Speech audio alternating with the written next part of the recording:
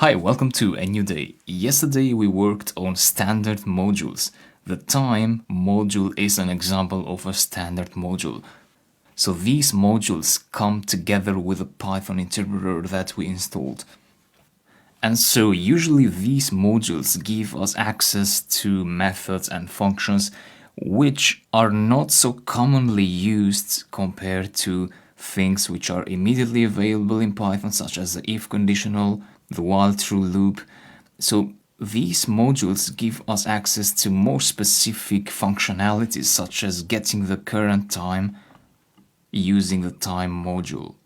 So standard modules was one thing we learned yesterday. The other thing is that you learned that you can define these kind of variables.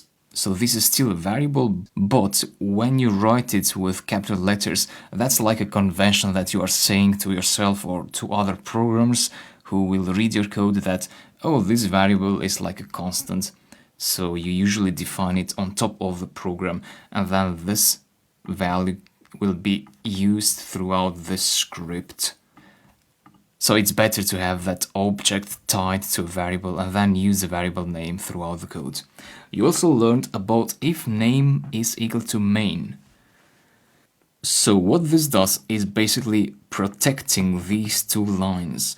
So these two lines now are only executed when this functions.py file is executed directly.